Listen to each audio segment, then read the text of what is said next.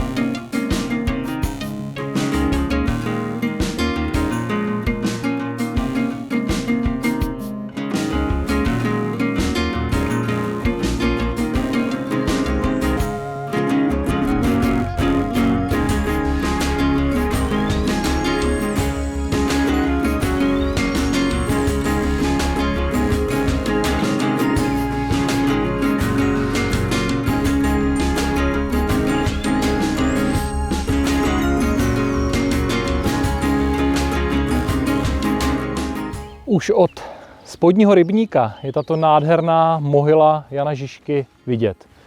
Je 16 metrů vysoká, z kamenných kvádrů, byla dokončena v roce 1925 a jejím tvůrcem je akademický sochař Emanuel Kodet. Je vidět opravdu ze všech stran, je na malém kopečku a je neuvěřitelné v porovnání s dospělou osobou, jak je opravdu obrovská.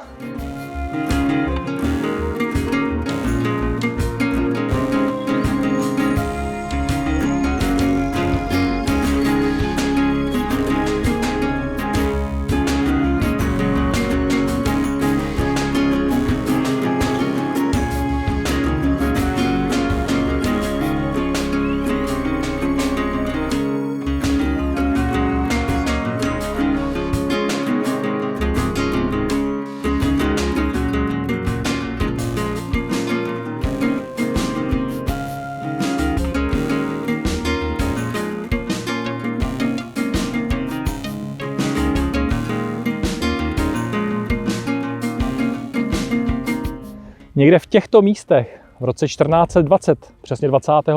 března, proběhla slavná bitva u Sudoměře. Bojovalo zde vojsko Jana Žižky z Trocnova se svou asi 400člennou skupinou, převážně žen a dětí, proti asi 2000 přesile královského vojska Železní páni a strakonických křížovníků.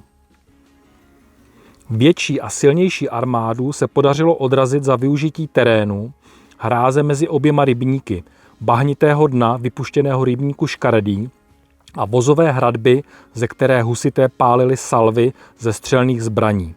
Střetnutí obou protivníků bylo první větší bitvou husitských válek.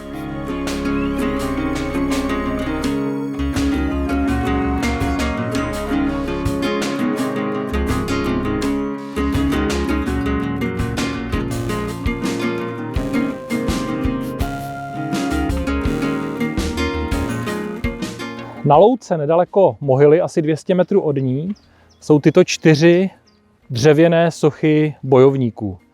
Byly vyřezány v roce 2011 z dubu, který zde padl při bouřce. 4 jsou zde záměrně. Jednak to symbolizuje 400 vojáků, kteří zde bojovali, a taky 4 pražské artikuly, které se staly symbolem husitského hnutí. Další díl Jihočeských víkendů je za námi. Tentokrát socha Jana Žižky u Sudoměře. Dá se přijet na parkoviště těsně k areálu, bezplatné. Areál je otevřený celoročně, v každou denní i noční hodinu. Můžete přijet na kole, pěšky z Písku nebo ze Strakonic. nenáročná hodinová procházka. Stojí to za to, vyražte do přírody a těšíme se příště na viděnou.